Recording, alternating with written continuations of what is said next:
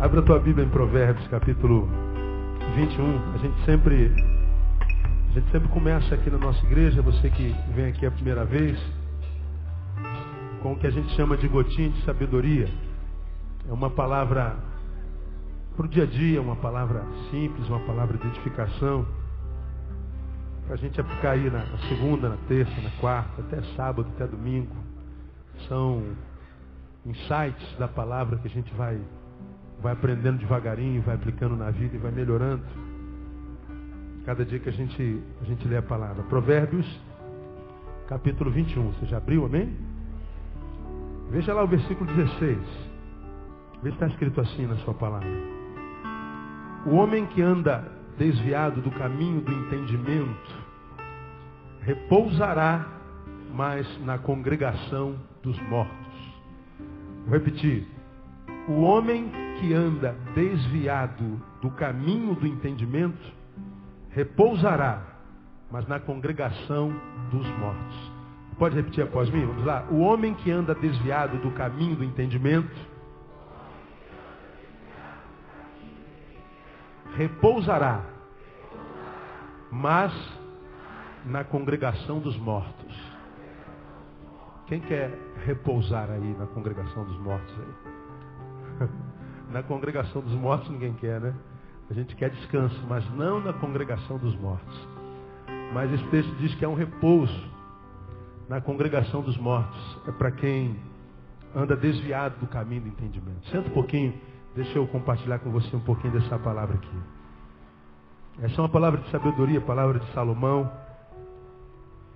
que diz que o que vive, está falando da qualidade de vida que a gente desenvolve no caminho. O que vive, seja por qual for a razão, fora do caminho que sabe deveria seguir, portanto, fora do caminho do entendimento. O caminho do entendimento é aquele caminho que a gente sabe que deve trilhar.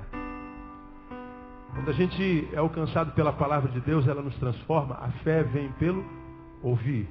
E quando a gente ouve e retém essa palavra, nós recebemos o Espírito Santo como penhor dessa palavra recebida e como penhor da nova vida que a gente recebe em Cristo Jesus. E a Bíblia diz que esse Espírito nos conduz a todo entendimento. O Evangelho diz que vós tendes a unção da parte do Santo e não necessitais de que se vos ensine coisa alguma. Então esse Espírito, ele nos revela o caminho que a gente deve seguir. Não há crente que, estando no Espírito, não consiga discernir o bem do mal e o mal do bem. Você pode até não fazer o bem, você pode até não conseguir fazer o bem, mas que você sabe que está fazendo mal, você sabe. Você pode, como Paulo disse, o bem que eu quero nem sempre eu consigo, mas o mal que eu não quero, esse eu acabo fazendo. Mas ele, embora cometa esse pecado que ele está dizendo, eu sei que estou cometendo mal. Eu não estou conseguindo fazer o que é bom, mas eu tenho consciência de que o que eu estou fazendo é mal. Eu sei que eu não estou caminhando na vontade de Deus por N razões, mas eu tenho uma consciência. Eu sei que esse caminho que eu estou não é o caminho que Deus planejou para mim quando Ele me trouxe ao mundo. Então esse caminho não é o caminho do entendimento. Então não importa por que razão esteja lá. Se alguém, diz o texto, não anda num caminho do entendimento ou desviado do caminho do entendimento, o texto diz, o fim desse caminho é um repouso, só que na congregação dos mortos. O que é repousar na congregação dos mortos? É receber como recompensa o que os mortos têm. O que os mortos têm? Os mortos têm inércia. Os mortos têm ausência de vida. Os mortos têm ausência de fôlego. Os mortos não sentem, os mortos não apetecem por nada. Mortos perderam fome pela vida. O morto ele não consegue pulsar. O morto não consegue fazer fluir dele rios de águas, o que mesmo, irmão? Águas vivas, promessa de Deus para quem está no Espírito Santo. Então esse texto diz que quando a gente anda fora da vontade de Deus, o que sobra é morte em vida. É o que eu prego sempre aqui, é a morte chegando antes da morte chegar. É aquela sensação de que a gente acorda de manhã O coração está lá no mesmo lugar.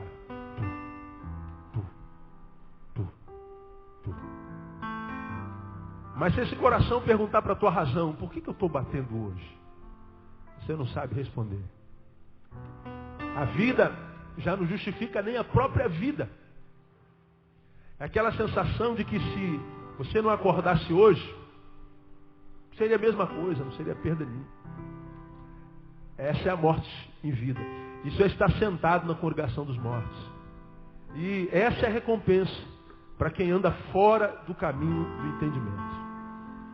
E aí, esse mesmo homem chamado Salomão disse numa outra oportunidade que há caminhos que ao homem parecem bons, mas o fim deles conduz aonde? À morte. Esse é o caminho que é desviado do caminho da sabedoria. Então, essa palavra, ela precisa ficar aqui dentro de nós, irmãos, cada dia, porque desde quando a gente é pequenininho, a gente tem um conselho da palavra da boca desse mesmo homem, dado aos nossos pais, e uma vez que nós nos tornamos pais, dado a nós, que diz assim: ensina o caminho a quem? Ao menino. E qual é a consequência de quando a gente ensina o caminho ao menino? Até quando envelhecer, não se desviará dele. Então, a ideia de Deus é que desde menino nós sejamos ensinados no verdadeiro caminho, no caminho do entendimento, desde menino, desde moleque. Desde quando ainda nós não temos a percepção do ser. Ensina ao moleque o caminho que deve andar, para que ele não se desvie desse caminho.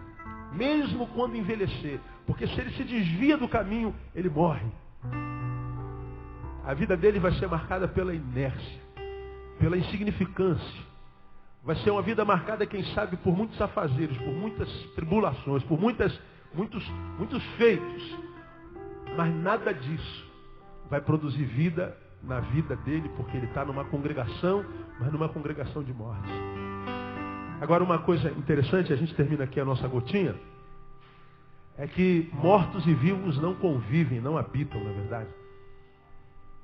Quando você vai no cemitério, lá habitam os mortos. Quando há algum vivo por ali, o vivo está de passagem. Ele vai, visita o morto, que nem ali mais está, ou ele vai para o sepultamento, sepulta o morto, quando acabou o sepultamento, o que o vivo faz? Ele volta, ele sai de lá.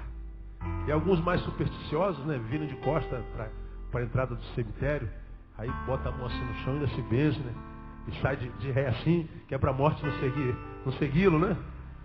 Superstição não tem jeito, irmão. A morte vai alcançar. A única certeza que a gente tem da vida é a morte. Mas algumas pessoas que estão lá, quando são vivas, elas não querem estar ali. De modo que lá ficam os mortos e os vivos em outro lugar. Morto e vivo não coabitam. Eles não habitam o mesmo lugar. Se nós morremos antes da morte chegar, sabe o que acontece conosco? Os que nos cercarão serão sempre pessoas mortas. Nós não conseguiremos atrair gente que tem vida em si, para quem sabe nos ajudar a gerar essa vida em nós. Só a graça de Deus, só a misericórdia de Deus. Então, quando a gente analisa as nossas relações, as nossas amizades, e vê a qualidade delas, elas nos revelarão a nós que tipo de vida nós estamos vivendo. Porque se você percebe que aqueles com os quais você se relaciona estão mortos, você pode ter certeza, você está morto também. Talvez não saiba disso, mas morto está. Agora, quando a gente está vivo, quando a gente está com o coração pulsando e sorrindo porque está vivo, celebrando a ideia de estar respirando, celebrando a ideia de poder se encontrar, de estar, de fazer, de ver, de rir, de chorar, quem sabe, aí nós vamos nos encontrar com muita gente cheia de Deus, com muita gente viva, que vai transformar essa vida que a gente já está vivendo numa vida muito melhor ainda. Porque esse é o conselho de Deus para nós no início desse culto. O homem que anda desviado do caminho do entendimento repousará, mas na congregação dos mortos. Meu irmão, a minha oração é que você nunca tenha esse repouso na tua vida, em nome de Jesus. Que você seja um ser muito vivo e muito cansado, se for necessário. Um ser ocupado, um ser cheio do que fazer, um ser cheio de vida. Mas lembra, isso é um privilégio de quem anda no caminho do entendimento. Anda no caminho da vontade de Deus. E a minha oração é que Deus te dê essa força, para que você possa permanecer no caminho de Deus, porque o fim dele vai te conduzir à vida em Deus, na eternidade em Deus, e vai transformar a tua vida numa vida que vale mesmo a pena ser vivida. Deus te dê graça para isso, no nome de Jesus. Quantos recebem essa palavra aí? Aplauda o Senhor bem forte. Aleluia. Vamos a Marcos capítulo 6. Amados, nós estamos desde o dia 9 de julho, portanto há um mês, conversando sobre o pão de Deus, quando Deus o multiplica. E tomamos por base a multiplicação dos pães, onde Marcos relata que Jesus alimentou 5.000 pessoas, e a gente sabe que naquele tempo pessoas eram homens, mulheres e crianças não eram contados em nenhuma estatística social. Então, os historiadores concordam, são todos unânimes em concordar, que nessa multidão haviam pelo menos 15.000 pessoas. E estavam todos em torno de Jesus, chegou a hora do almoço. Não vou ler todo o capítulo. Os apóstolos chegam perto de Jesus, dizem assim: Senhor, olha, chegou a hora de comer, nós não temos que dar para esse pessoal todo. E seria muito interessante, inteligente, de bom senso, que nós mandássemos esse pessoal para casa, acabássemos a reunião aqui, para que cada um fosse comer onde pudesse. Porque conter a multidão já não é fácil, multidão com fome então é pior ainda. E eles então pensaram logicamente, racionalmente, tinham razão. Mas como o nosso Deus é um Deus ilógico, não é? Quem espera a lógica de Deus se frustra, porque Deus não conhece lógica. Deus disse assim: não, dá-lhes voz de comer. E quando eu comecei o estudo, eu fiquei tentando me colocar no lugar de Pedro.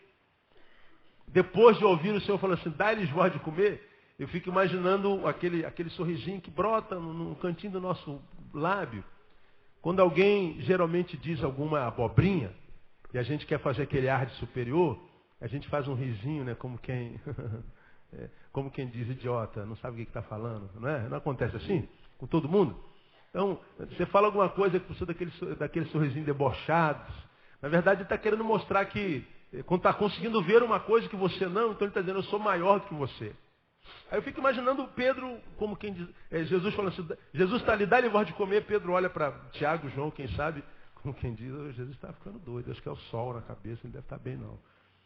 Aí, como é que a gente vai dar de comer? Aí Jesus diz assim: ó, ide e veja o que tem para comer. Bom, o texto diz que eles foram, rodaram arraial no meio daquela multidão de gente, voltaram. Olha, Senhor, tudo que nós conseguimos foi o que mesmo? Quem se lembra? 5 pães e 2 peixinhos. Aí eu imagino, quando eles rodam arraial, voltam com 5 pães e 2 peixinhos. Quem sabe agora Jesus vai entender, né? Quem sabe agora Jesus vai ver que a gente tem que mandar o pessoal embora. Olha, Senhor, rodamos o arraial todinho, tudo que conseguimos foi isso aqui.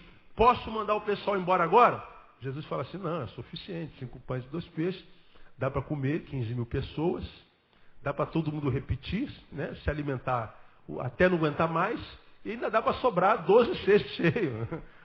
Imagina a cena, cara, não dá para imaginar?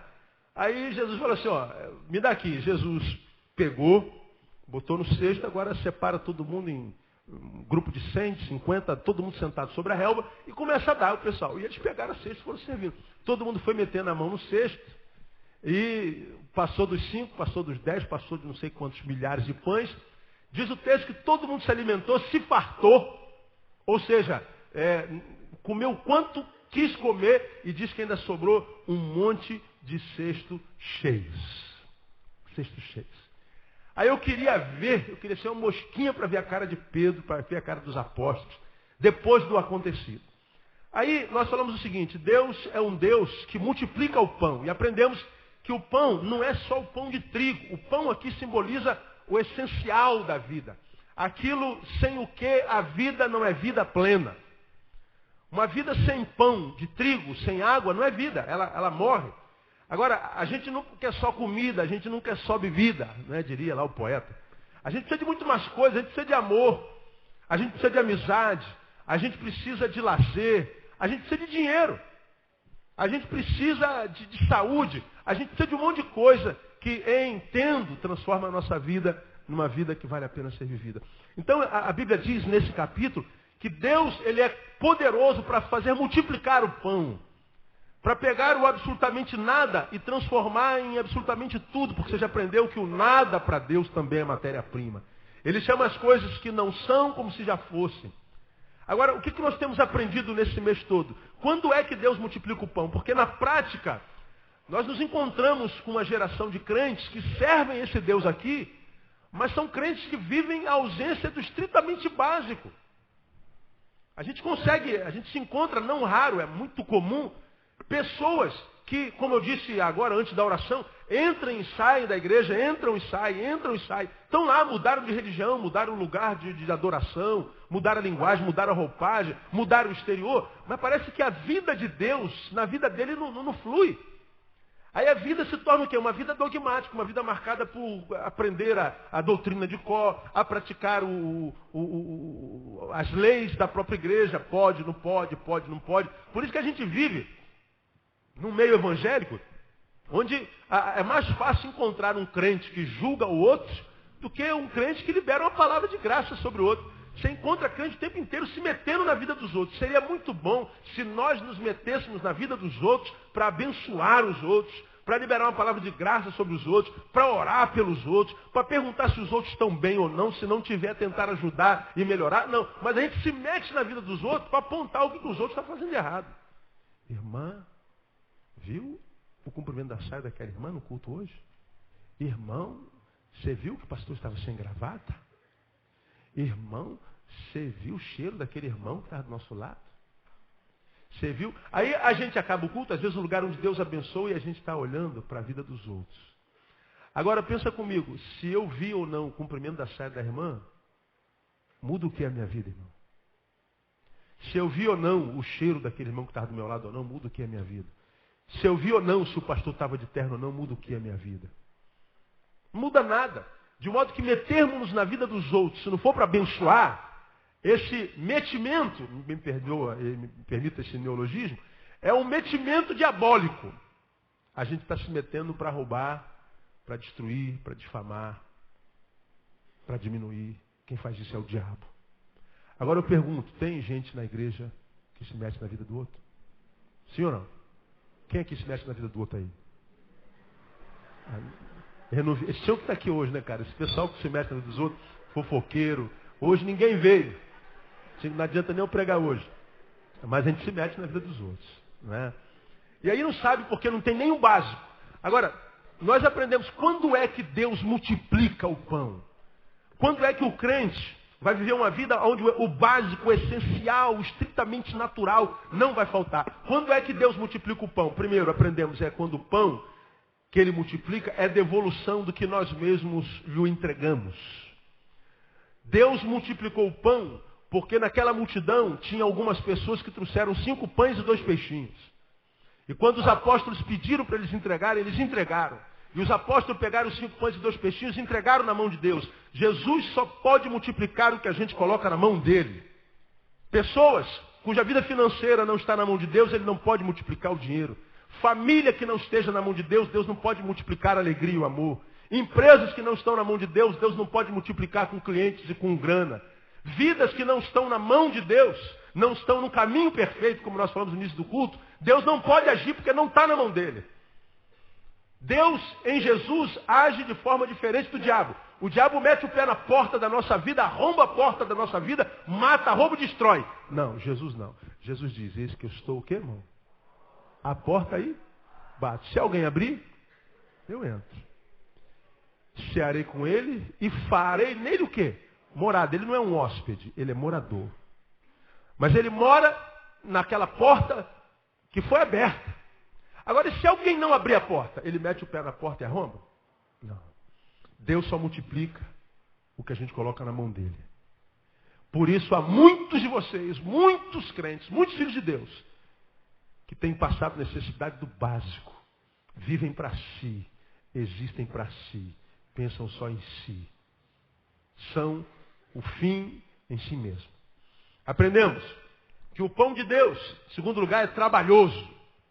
Nos versículos 39 a 41, então lhes ordenou que a todos fizessem reclinar-se em grupos sobre a relva verde, Reclinaram-se em grupo de 100, de 50, e tomando 5 pães e os 2 peixes, erguendo os olhos aos céus, abençoou, partiu o pão e os entregava a seus discípulos para lhes servirem. Também repartiu os 2 peixes por todos. Então diz que o Senhor os ordenou que fizessem reclinar-se em grupos sobre a relva. Então imagina, 15 mil pessoas, eles falaram, vocês 100 aqui, 1, 2, 3, 4, 50 aqui, 70 aqui, vocês se separem, isso dá muito trabalho.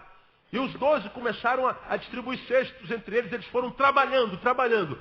O pão de Deus é trabalhoso. Eu falei nesse estudo que Deus não tem compromisso com vagabundos. Quem tem vagabundo aqui hoje? Também não vieram hoje. Hoje eu vou pregar bobagem, né? Porque os vagabundos não vieram, os fofoqueiros não vieram, não tem ninguém que seja essa palavra aqui. E aí, tem muito crente vagabundo, irmão, que não gosta de trabalhar e vive fazendo jejum para Deus abrir porta. O cara é vagabundo e vive no monte. Eu estou em oração. Para de orar e vai trabalhar, irmão. Porque oração não coloca pão sobre a mesa, não. Que coloca suor no rosto. A Bíblia diz que a gente tem que comer do suor do nosso rosto. Aí nós lemos Tessalonicenses que diz assim, ó. Se alguém não quer trabalhar, o que diz o restante do versículo? Também o quê? Não coma. Quando o sujeito é vagabundo e come, está em pecado. Irmão. Sou eu que estou dizendo? Não, até comer é pecado. Devia morrer de fome. Para você morrer em paz. Né? Para morrer em paz. Falamos sobre isso lá detidamente, eu não vou repetir. Terceiro, falamos na quarta-feira passada. O pão de Deus é produto de obediência. E de ver. E eles foram mesmo contrariados, discordando de Jesus, que eles queriam que todo mundo fosse embora. Jesus disse, não, dá-lhes voz de comer. E de ver o que vocês têm. Eles foram lá no meio, que alguém trouxe pão, quem tem um lanchinho aí, Jesus mandou ver se a gente tem lanche suficientemente para dar para todo mundo. Jesus está meio maluco, mas já que ele mandou, eu venho. Eles conseguiram 5 pães e peixinhos. Mandou separar todo mundo, eles separaram. Mandou juntar todo mundo, eles juntaram. Eles obedeceram. Repita comigo, a obediência é o embrião do milagre. Então aprenda, não existe milagre onde não há obediência. Não existe. Não acontece milagre. Sem obediência não há ação de Deus na nossa vida. Esse texto registra um grande milagre. Já nos versículos 5 e 6, né, dizem que Jesus não pôde fazer muitos milagres em Nazaré. Por causa da incredulidade. O que é incredulidade? Incredulidade é desobediência. Se eu não creio, não adianta estar escrito na sua palavra e me mandar fazer, porque eu não faço, eu não acredito nisso. Então a incredulidade e a obediência. Onde há incredulidade, onde há desobediência, até Jesus tem dificuldade de agir. O texto diz que ele não fez muitos milagres em Nazaré, senão alguns poucos, porque ele nunca viu tamanha incredulidade, portanto tamanha desobediência como naquele lugar. Lembra que a palavra de Deus diz, misericórdia quero, e não o quê? Sacrifício. Né? Misericórdia quer e não sacrifício. Obediência é serviço ao outro e culto é serviço a Deus. E a gente muitas vezes, como eu falei aqui, presta um culto só a Deus, que é a divindade que não tem carência. Mas o nosso culto ele não se expressa em direção ao outro com solidariedade, com amizade, com carinho, com afeto, com audição misericordiosa, ouvidos misericordiosos que ouvem sem julgar. A gente tem dificuldade de conversar, de abrir coração, de confessar pecado, porque a gente teme, em confessando, que amanhã o nosso pecado está na página 1ª do Globo. Não é? E aí, pronto, a nossa vida está lascada. Aí a gente vai se calando. Porque a gente não encontra com tanta gente que vive obediência. Hoje, eu quero caminhar, nesses minutinhos que nos faltam, sobre mais uma questão sobre o pão de Deus. O pão de Deus, em quarto lugar, é gerado pela esperança. Repita após mim. O pão de Deus é devolução do que nós o entregamos. Repita com autoridade. O pão de Deus é trabalhoso. O pão de Deus é produto de obediência. O pão de Deus é gerado pela esperança. Versículo 35. Estando a hora já muito adiantada, aproximaram-se dele seus discípulos e disseram, o lugar é deserto e a hora já está muito adiantada. Despede-os para que vão aos sítios, aldeias em redor e comprem para si o que comer. Ele, porém, lhes respondeu, dai-lhes vós de comer. Então eles lhe perguntaram, havemos de comprar 200 denários de pão e dar-lhes de comer? Os discípulos se desesperaram. Mande-os embora. Mas Jesus não. Jesus está cheio de esperança. Não, gente. Estão desesperados. Dá-lhes voz de comer. Por que vocês estão tão panificados? Por que vocês estão tomados por tanto pânico, desespero? Dá-lhes voz de comer. Aí você já aprendeu aqui, quer ver como você se lembra? Quem não espera, se desespera. Repita, quem não espera, se desespera. Diga para o irmão que está do seu lado, espera só mais um pouquinho, irmão. Quando é que a gente se encontra com uma pessoa desesperada? Ele perdeu a capacidade de esperar.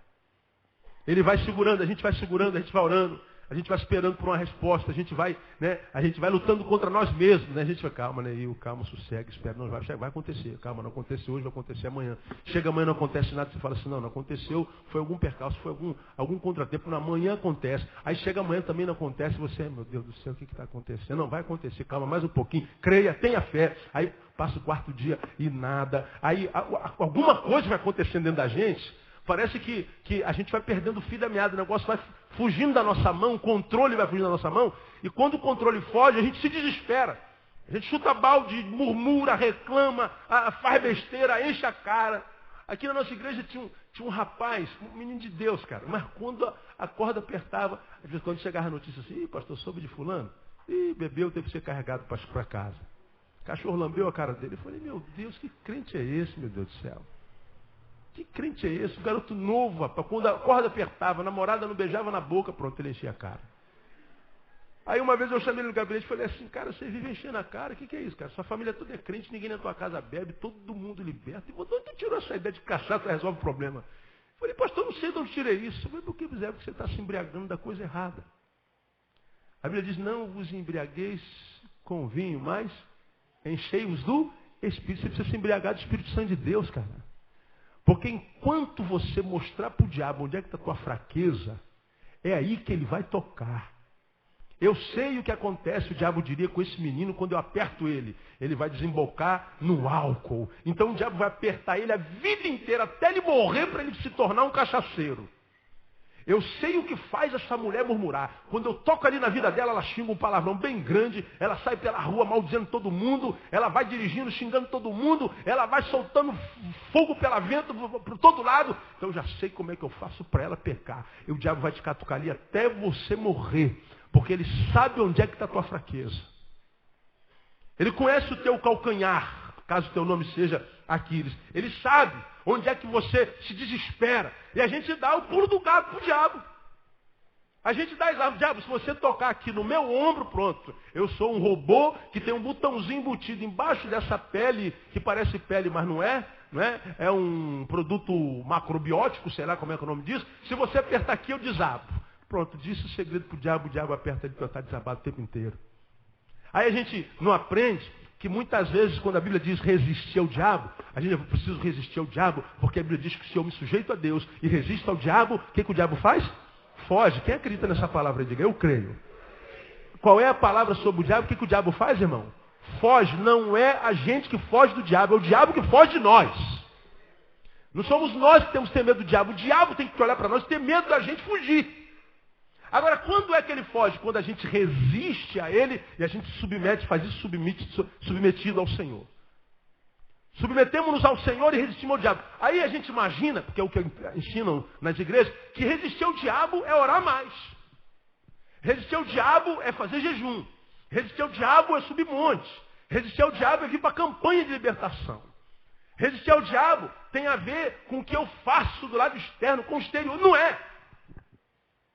Resistir ao diabo não é uma prática religiosa, uma prática eclesiológica, não é não. É só você voltar ao convite de Jesus. Quem quer vir após mim aí e quer que esse vir após mim seja um vir após mim que vale a pena. Eu, Senhor, pois bem, se você quer vir após mim e quer que esse vir após mim faça bem para a tua alma, você tem que fazer duas coisas. A primeira delas, número 1, qual é?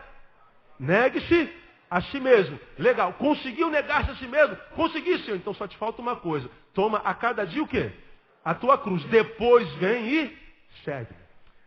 Se a gente queima etapa e segue a Jesus de uma vez, sem nos negarmos a nós mesmos, seguir a Jesus é bobagem, irmão. Só vai dar variza na perna.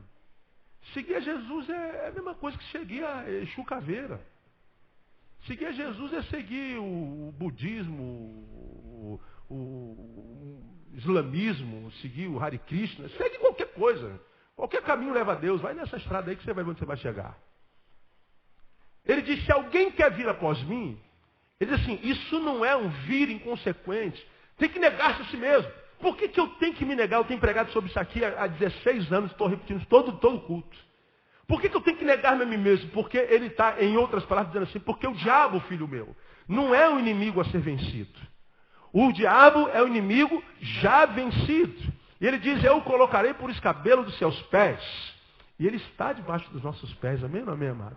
Dá uma pisada nele aí, bem forte, em nome de Jesus. Eu já preguei aqui, quando você quer mandar um recado para o diabo, você tem que escrever aqui, ó.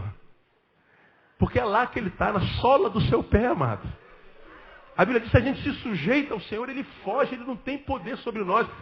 Se alguém é nascido de Deus, o que diz João? O maligno não o toca. Então por que a gente tem que se preocupar com o diabo? Esquece que o diabo existe.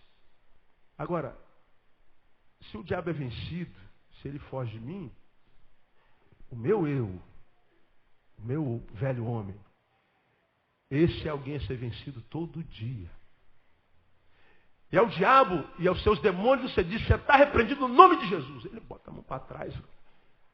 Agora diz para o teu eu. Está repreendido eu.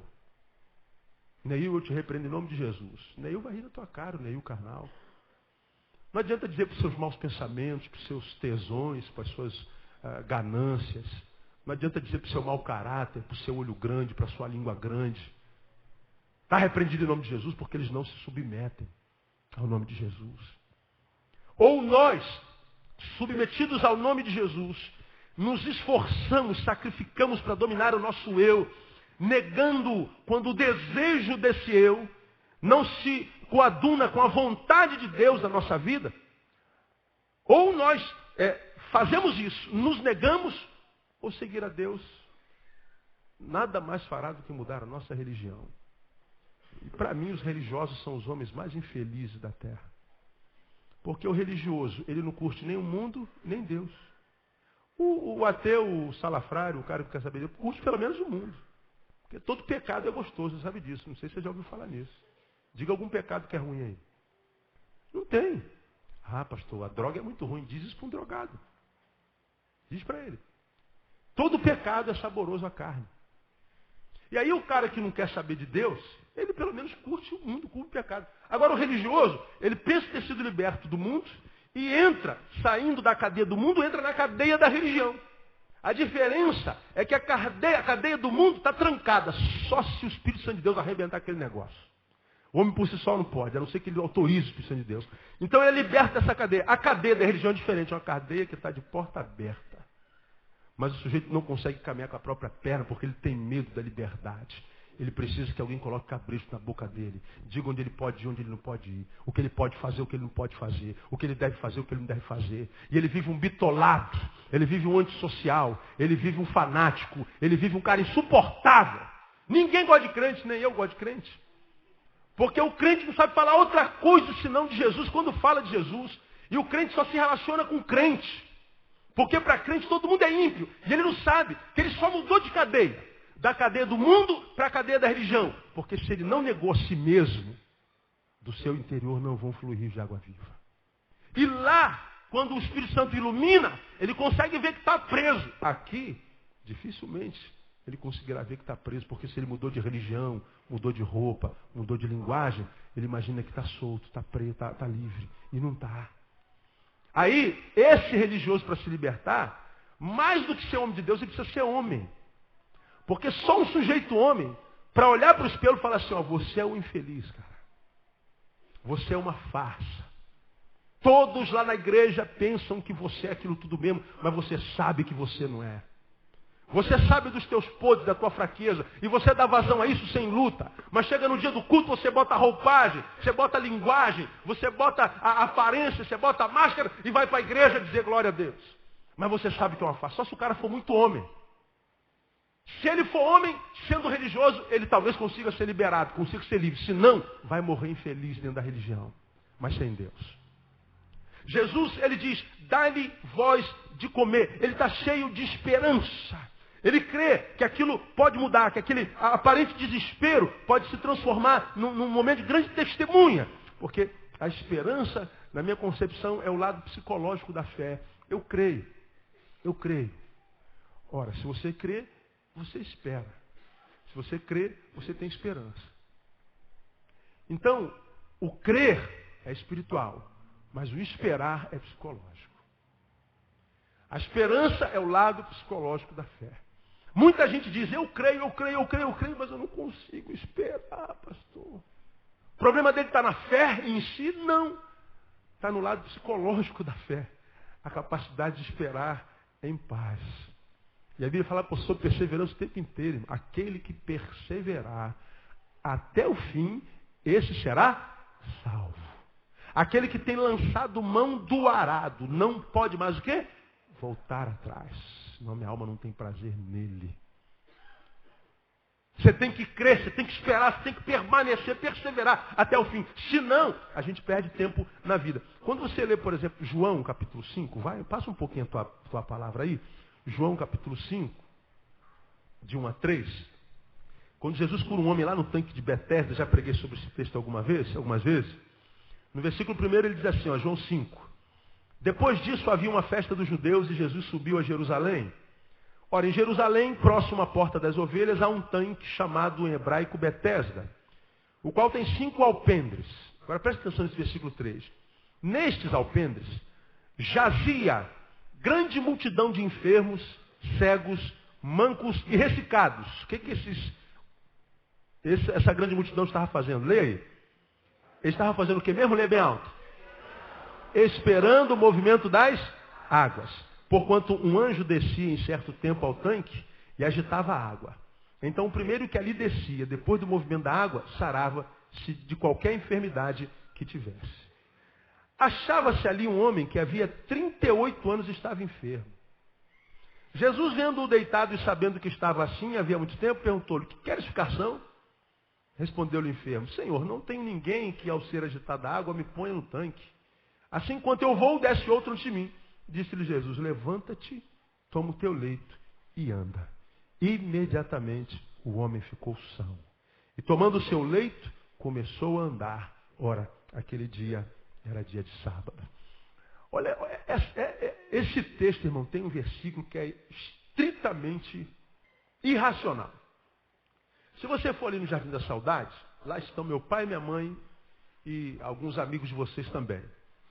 E lá em cima de cada túmulo tem uma pedrinha de granito, não tem? Como é o nome daquela pedra ali? Hein? Lápide. E lá naquela lápide, o que geralmente está escrito lá? Aqui o quê? Jaz, no meu caso não, no caso dos meus pais, eu vou demorar um pouquinho para isso. Eu vou enterrar muito de vocês ainda, se Deus quiser.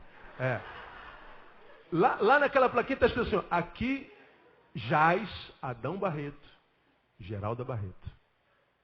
Aqui jaz. O que é jazer? Aqui jaz. Jazer. Aqui está morto. Aqui está sem vida Adão e Geraldo. Aqui descansa eternamente que jaz. Aqui está morto. Agora, olha o versículo 3. Fala do tanque de Betesda com 5 alpendres. Nestes o que aí? Jazia o quê? Grande multidão de quê? Enfermos, cegos, mancos e ressecados. Aqui jaz. Cegos, mancos, ressecados e toda sorte de miseráveis. O texto fala que aqueles homens estavam como que mortos. Mortos. Jazendo. Literalmente, lá no grego está escrito jazia. É o mesmo verbo, é a mesma palavra que a gente usa para colocar na lápide dos nossos entes queridos que faleceram. Agora, aí vem a coisa mais sobrenatural. Jazia uma grande multidão de enfermos, cegos, mancos e ressecados. O que essa multidão que jazia fazia? Esperava o movimento das águas. Eles jaziam esperando. Está dizendo que eram uma multidão de gente morta, aparentemente morta, mas que a despeito da qualidade de vida mortificada, não perderam a capacidade de esperar. Eles estavam esperando o movimento das águas. Até mortos esperam. A esperança é o que faz com que a nossa vida continue vida até o fim da vida. Quantas vezes nós perdemos essa capacidade de esperar, porque o sim de Deus está demorando, o sim de Deus está demorando, o pastor é problema para todo lado, problema para todo lado, em cima, embaixo, do alto, à esquerda, à direita, tudo problema. E a gente está clamando, a gente está orando, e a gente está trabalhando, mudando postura, está voltando para a comunhão, e a gente acha porque está fazendo, Deus vai se submeter ao meu crono. Deus, olha como eu estou trabalhando, muito mais do que eu trabalhava antes, então tu vai trabalhar um pouquinho mais do que trabalhavas até agora. E a gente quer submeter Deus ao nosso crono, e Deus está falando assim, filho, não há um espirro teu, não há um piscar de olhos que passe desapercebido ao meu conhecer. De modo que eu sei o tempo em que tu tens me clamado vai chegar a tua vida. E a Bíblia diz que aquele que fez a promessa é fiel para cumprir. Temos que aprender a esperar. Portanto, diga, irmão, que está do seu lado mais uma vez. Espera só mais um pouquinho, irmão. Quem pode dizer glória a Deus aí, amado? Vamos a Romanos capítulo 22. Oh, glória a Deus. Romanos, capítulo de Deus. Romanos, capítulo 8, aliás. 22 nem tem. Romanos 8. Romanos 8, 22. Olha que coisa tremenda. Vou falar um pouquinho sobre esperança aqui para você aprender. Romanos 8, 22 diz assim: porque sabemos que toda a criação conjuntamente geme e está com dores de parto até agora. Diz que quando você olha para a criação, a criação não está gemendo de dores. Aliás, acho que nós nunca sentimos tantas dores enquanto sociedade como agora. A criação geme. E não é só a sociedade humana, não. A criação. Você vai num polo do planeta, enchentes que matam milhões de pessoas. Do outro lado do planeta, fogo que está matando um monte de gente. De um lado morre-se com água, do outro lado morre-se com fogo. De um lado morre-se de frio, do outro lado morre-se de calor. Está descontrolado, a criação está gemendo. Mas vamos continuando. E não só ela, mas até nós que temos as primícias do Espírito, também gememos em nós mesmos, aguardando a nossa adoção, a saber, a redenção do nosso corpo. Ele está dizendo assim, não só ela, mas até nós que temos as primícias do Espírito, também gememos em nós mesmos. Diz que a vida não está difícil para você. Está difícil ou não está, irmão? Pergunta, irmão, do seu lado, está difícil para você a vida, irmão? Quantos podem dizer sim aí? Está difícil. Irmão, não está fácil para ninguém. Tem pregado sobre isso aqui, pastor, olha porque o diabo está se levantando contra mim. Eu falo, eu vou orar, mas contra mim também está se levantando, irmão. Pastor, o diabo está furioso comigo. Eu sei, irmão, comigo também está furioso. Acho que está mais comigo do que contigo. E enquanto o diabo estiver furioso com a gente, tá bom. Pior quando ele estiver feliz com a gente. Aí é que a coisa pegou. Pastor, a coisa... Está difícil para todo mundo, irmão. Está difícil para todo mundo. Vamos continuar lendo. Veja lá o 23. 22. E não só ela, mas até nós que temos as primícias do Espírito, também gememos em nós mesmos, aguardando a nossa adoção, a saber, a redenção do nosso corpo. Agora olha 24. Porque na esperança fomos salvos. Ora, a esperança que se vê não é esperança, pois o que alguém vê, como o espera? Mas se esperamos o que não vemos, com paciência aguardamos. Do mesmo modo também o Espírito nos ajuda na fraqueza, porque não sabemos o que havemos de pedir como convém, mas o Espírito mesmo intercede por nós com gemidos inexprimíveis. Porque na esperança fomos salvos. Ora, a esperança que se vê não é esperança, pois o que alguém vê, como o espera. Mas se esperamos o que não vemos, com paciência o aguardamos. Então o texto está dizendo que o que mantém a nossa vida viva é a esperança. Ah, pastor, mas eu não estou vendo luzinha no final do túnel. Teu Deus não precisa de luzinha no final do túnel. Teu Deus não precisa nem de túnel. Teu Deus abre caminho onde não há caminho, irmão. Teu Deus é o Deus que tem a chave de todas as portas. E a porta que qualquer um fecha, ele abre. Agora, a porta que ele fecha, ninguém abre. A porta que ele abre, ninguém fecha. Ele é o dono de todas as coisas. Então, cabe a nós esperar. Eu quero um sinalzinho, não precisa de sinal. Se ele diz para você que vem, ele vem. Agora, qual é o nosso papel na vinda do Senhor? É não perder a capacidade de esperar em paz. Porque se a gente para de esperar, Deus acredita que o compromisso que nós temos com Ele terminou. E Deus não tem compromisso com quem não tem compromisso com Ele. Essa palavra, ela é muito tremenda. A única garantia da salvação que nós temos é a esperança. Aqui fala sobre a esperança da nossa salvação, né? No versículo 24, porque na esperança fomos salvos. Essa salvação aqui não é só a salvação do inferno para o céu, não. Porque nós evangélicos cometemos um erro grave nesse país desde sempre. Nós fomos treinados, adestrados para amar as almas. Olha, pastor, nós temos que ganhar almas para Jesus. Temos que sair para evangelizar, para ganhar almas para Jesus. Temos que tirar as almas do inferno. Temos que ganhar almas. Aí o sujeito, quando olha para o ser humano, só pensa na alma dele. Irmão, está ouvindo o som? Bota o ouvido aqui. Então é fome, irmão. O Senhor está me falando que no céu tem ruas de ouro, de cristais. Eu não quero cristais, eu quero um pão francês.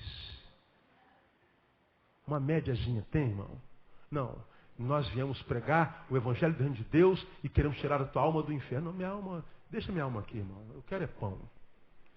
E a gente não desenvolveu a ideia do amor solidário, do amor compassivo, compaixão pelo outro, sentir a dor do outro, a empatia do outro. Por isso, nós cometemos um pecado grave nesse país e no mundo inteiro, porque nós somos treinados para buscar almas e não seres humanos íntegros e totalmente. Nós achamos que obras não tem a ver com o cristão. Obra é para o espiritismo. Obra é com o pessoal do kardecismo. E olha que eles são bons nesse negócio. Porque a Bíblia diz, afinal de contas, em Efésios capítulo 2, versículos 8, 9 e 10, pela graça sois salvos por meio da fé. Isso não vem de vós, é dom de Deus. Não vem das obras, para que ninguém se glorie. Então a gente diz, obra não é conosco. E você tem aprendido aqui desde sempre que nós não somos salvos pelas obras, é verdade. Mas nós somos salvos para as boas obras. E a Bíblia diz que são as obras que glorificam o nome de Deus na nossa vida. Eu não posso ser igreja aqui e não me preocupar com a favela na minha frente. Eu não posso ser igreja e não me preocupar em melhorar a qualidade de vida do Jardim Novo Realengo, da Malé, da Sulacap. Eu não posso, tendo recurso, investir só em treinar gente para ganhar alma para ir para o céu. Quando tem um monte de gente passando fome, gente que tem aqui com barriga grande, sem marido, com 11 anos de idade. Estava comprando piso para aquele prédio que nós compramos lá, vai ser uma base social aqui nesse lugar, que vai abençoar esse negócio aqui todo. Aí um dos vendedores perdeu a oportunidade de ficar calado na vida dele, perdeu uma grande chance de ficar calado. Ele falou assim, pastor, e aí para aquele prédio que vocês compraram lá? Eu falei, irmã, aí eu sorri, né? Eu crente que ela fala assim, pô, que legal o trabalho da igreja. Ela falou assim, pastor, eu também sou cristã. Aí eu falei assim, lá vem bomba, quer ver? Olha só. Ela falou assim, pastor, posso fazer uma pergunta? Pode. O senhor não acha que é jogar muito dinheiro fora, não? Aí eu falei assim, Espírito Santo, me toma, gera mansidão, mansidão. Aí eu com calma, falei assim, mas por que a irmã está falando isso? Porque aquilo ali é material, pastor. Nós precisamos ganhar almas. Aquilo ali, obras, não é o trabalho da igreja. Eu falei, Jesus, mansidão. Dá mais mansidão para mim. Aí eu falei assim, na sua Bíblia tem Tiago, irmã? Claro, pastor. Tiago fala de fé, não fala, irmã? Fala. Que tipo de fé ele fala? Ele fala que a fé, sim, continue. A fé é o que, irmã? A fé sem as obras é o que, irmã? Está morta. A irmã está morta. Porque a sua fé é de defunto. Porque fé que quer levar a alma da Vanessa para o céu, mas não dá pão para essa neguinha comer, é fé de defunto. A Bíblia diz, pregamos sobre isso no domingo passado, aquele que sabe fazer o bem e não faz, diga, comete pecado. O mal não é só praticado em comissão, o mal é praticado em omissão. Eu posso cometer o mal ou omitir no mal. Eu cometo o mal quando eu faço mal a alguém. Eu pratico o mal por omissão quando eu deixo de fazer bem a alguém. Então esse evangelho pela metade que se prega no Brasil desde sempre, que ser crente é deixar de fumar, de beber, de cheirar, de transar, de falar mal, de não sei o quê, esse é o evangelho parasitista, que nos transforma em seres que não fazem mais. Lembra que eu preguei aqui alguns anos atrás, eu estava passando em Madureira, aí vinha uma menina com aquelas blusas que a gente conhece, que tem um dizer na frente, tem reticência. Né?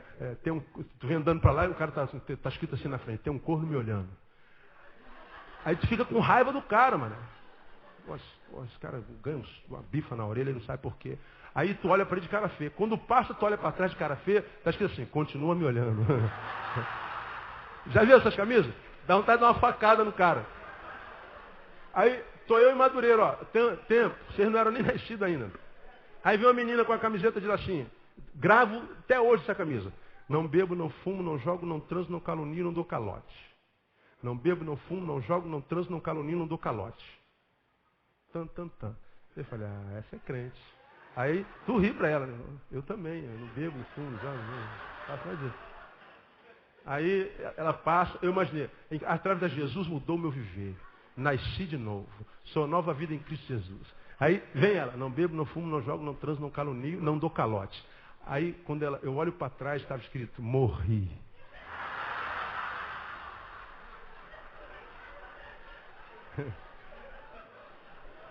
Cara, eu fiquei arrasado. Arrasado. Irmão, você não bebe, não joga, não fuma, não adultera, não mata. O Hare Krishna também não, o budista também não, o bom católico também não. O ateu ético decente também não. O ser humano que se enxerga também não. E aí? Então a fé não se estabelece pelo que eu não faço, é o contrário, é pelo que eu faço. O que nos diferencia é a prática e não a ausência da prática. Isaías diz, deixe o ímpio seu caminho. Deixei, aleluia. Então, estamos numa metade do caminho. O restante do versículo diz, e volte-se para o Senhor. Aí é como aqueles testemunhos do cara que era o João mata muito. E o cara matou 500.000 pessoas. E ele comia o coração das mulheres e o fígado dos homens. Ele estuprava a criancinha. Ele espancava os velhos. E matou 1 milhão de pessoas. Mas se converteu. Aí bota uma placa lá na porta da igreja. E a igreja lota para ver o João mata muito. E o cara pega o microfone e conta o testemunho. 2 horas falando da desgraça que ele fazia em nome do diabo. Eu matava, eu estuprava, eu roubava, comia criancinha, e batia nas velhas, e matei 1 milhão de gente. Aí a igreja vai quase vontade de vomitar. Esse testemunho é tão pesado. Mas ele diz assim, mas aleluia, glória a Deus, Jesus me libertou. A igreja vem abaixo. Aleluia. Aí o cara falou, caraca, meu, que legal. Aí eu fico lá na minha racionalidade falando assim, bom, agora eu vou esperar o que ele está fazendo em nome de Jesus, né? Porque o que ele fez quando ele era do capeta, ele foi um ótimo discípulo do capeta, trabalhou para burro. Agora deixa eu ver o que ele está fazendo por Jesus. Agora, irmão, eu ando pelas igrejas dando meu testemunho. Ele falou 2 horas do que ele fazia para o diabo e fala 5 minutos do que ele fez para Jesus. Esse é o evangelho pela metade. O evangelho que só quer resgatar a alma dos outros do inferno. Quando o evangelho, ele precisa ser um evangelho marcado pela solidariedade. Um evangelho que não perde a esperança. A gente olha para a cidade toda quarta-feira, eu estou aqui, eu oro, coloco a mão aqui e digo, Senhor, eu tenho esperança de ver essa cidade abençoada pelo Senhor. Eu tenho esperança de ver as ruas dessa cidade em paz. Eu tenho esperança de poder andar nessa cidade com meus carros de vidros abertos. Eu tenho esperança de que essa cidade vai ser maravilhosa um dia de fato e de verdade. Tenho esperança que esse Cristo um dia não será o Cristo que abençoa essa cidade, mas o Cristo que está no céu, um Cristo que funciona. Isso é esperança, irmão. E crer nisso exige muita boa vontade, porque quando eu olho para as circunstâncias, eu falo assim, não tem mais jeito não, bicho. Não dá não tem jeito. Olhar para esses canalhas que estão no Congresso, esses safados sem vergonha que estão lá, que agora já estão aí com a cara deles de novo na televisão, prometendo para a gente tudo de novo, que a gente abomina. É olhar para esses caras que estão lá 200 anos, não fazem nada. E a gente fala assim, cara, não tem jeito não. Isso é o que a lógica diz, mas o que a esperança diz? A esperança, ela rema contra a maré. A esperança é uma decisão de alma. Eu vou esperar, eu vou permanecer fiel. O Senhor vai dar vitória. Foi o que aconteceu lá. Os homens se desesperando, manda essa gente embora. Jesus, calma, gente. Vai dar tudo certo. Vai dar tudo certo. Creiam, tenham esperança. E porque Jesus teve esperança, a multidão foi suprida, a multidão foi abençoada. Eu tinha muito mais a falar sobre esperança, mas eu vou parar por aqui e vou levar você só em 1 Coríntios capítulo 13, de modo que é a esperança que nos alimenta. Para a gente terminar 1 Coríntios capítulo 13, somos salvos pela esperança. Esperança é o lado psicológico da fé. Então não perca a esperança. Você está me ouvindo, irmão? Amém ou amém? Quantos querem que a esperança esteja contigo até o dia da tua vitória? Diga, eu quero essa esperança. Pois é. Então me ajuda mais uma vez. Diga esse irmão que está falando assim, irmão, espera só mais um pouquinho. Fala para mim. Isso aí. Entenda essa palavra. 1 Coríntios capítulo 13 fala sobre o amor. Como é que termina esse capítulo aí? Lá no versículo 13, veja lá. Agora, pois, permanecem o que, leia? Mas, esses três, mas o maior deles é o amor. De tudo que sobra na vida, três coisas sobram. O que é mesmo? Fé, a esperança aí. E o amor. O maior dos três qual é? Dizer que o amor é maior é o mesmo que dizer que a esperança e a fé são pequenos? Não. Quantos sentimentos nós temos na humanidade que a gente poderia acrescentar aqui? Mas ele diz, no resumo de tudo que você possa ter, carregar, que vale a pena na vida, o que sobra, o que permanece no final, são essas três. Fé, e olha ela aí, a esperança e o amor. A esperança está lá como das coisas mais importantes e pertinentes da vida. É olhar para o horizonte e falar assim, meu Deus, não tem nada no lugar. Mas a despeito de não ter nada no lugar, assim, eu não vivo do que vejo. Eu vivo do que eu creio. Eu creio, tenho esperança. Minha sorte vai mudar no nome de Jesus. Isso é esperança. E é só por causa dessa esperança que a sorte muda. Se você perde a esperança, irmão, acabou. Acabou. Você já aprendeu que a fé é o combustível que move Deus em nossa direção. Sem fé é impossível o quê? Acabamos de ler que em Nazaré Jesus não pôde fazer milagres porque não tinha fé. Faltou combustível. Claro que isso é uma analogia, não é? Vários milagres que Jesus fez no caminho, ele disse, vendo que tinha fé para ser curado, disse, levanta. Porque tinha fé para ser curado. Eu olhava para Jesus, tinha fé, mas Jesus via que a fé tinha um seu lado psicológico, a esperança, eu ainda tenho esperança, Senhor. Como aquele homem que estava no meio daquela multidão que jazia esperando, ele estava ali há 38 anos. Jesus falou, o que você está fazendo? Quanto tempo você pastor? Senhor, eu estou aqui há 38 anos. Aí você quer ser curado? Eu não quero, Senhor, mas é que eu estou pior do que a maioria deles. Eles estão jazendo, eu já estou enterrado. Eu estou pior do que eles. Então, eu sou manco. Quando as águas se mexem, quando eu vou lá me arrastando, tem um que é cego, mas tem perna, chega primeiro que eu. Mas eu estou aqui há 38 anos. E nesses 38 anos, eu sei que é muito tempo, mas nesses 38 anos eu estou vendo o anjo descer, eu estou vendo as águas se mexerem, e estou vendo pessoas tocarem nelas e serem curadas. Então, pelo que eu vejo acontecer na vida dos meus irmãos, eu vou continuar esperando. E o que o Senhor disse para ele? Pois bem, acabou a tua espera. Você não vai ser curado pela água do tanque de Betesda. Você vai ser curado por aquele que é a água da vida. Levanta, toma o teu leito e anda. E a Bíblia diz, ele levantou, tomou o leito dele depois de 38 anos e andou. 38 anos não foram o suficiente para roubar a esperança daquele homem. Quanto tempo você está esperando, irmão? Quanto tempo você consegue esperar mais? O pão de Deus, ele é gerado pela esperança. Quem tem esperança não vai faltar pão, irmão. Não vai faltar pão. Não se venda. Não se corrompa. Não chute o balde. Não abandone a tua fé. Não se diminua. Mesmo que você veja a multidão de gente que está se vendendo, se corrompendo, chutando o balde, abrindo mão da fé, voltando para o pecado, para o diabo, abrindo mão da comunhão. Não siga o exemplo deles. Porque a Bíblia diz que muitos são chamados e poucos são os escolhidos. Fita teus olhos nos poucos. Hoje nós temos muito poucos referenciais de fé, de conduta no meio cristão. Temos uma igreja muito barulhenta, mas muito vazia, muito oca. Homens de Deus, mulheres de Deus são referência para nós, são poucos. Se você tem um, cola nele. Não tira o teu olho dele. Siga o exemplo dele. Porque gente, para tirar a gente do caminho de Deus, achei. Quanto tempo você consegue esperar? Se você quer responder, a resposta é: não sei, pastor. Agora você vai esperar o quanto você quiser esperar. Porque quando a tua força acabar, o Senhor renova a tua força para você continuar esperando. De modo que nós somos abençoados não quando a bênção chega. Minha bênção está lá naquela cadeira lá.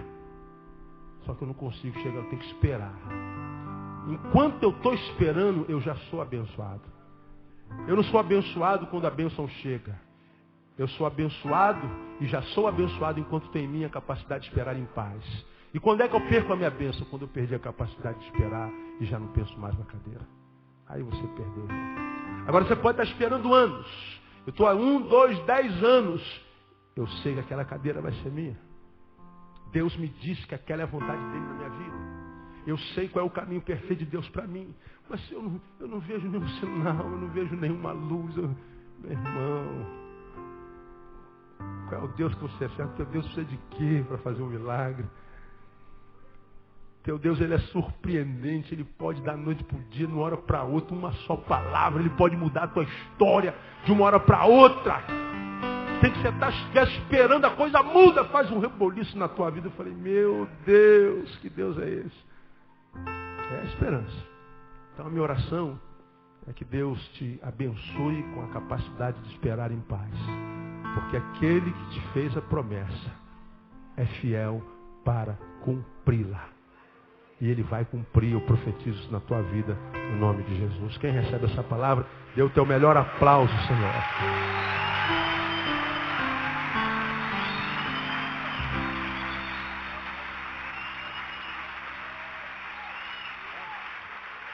Aleluia.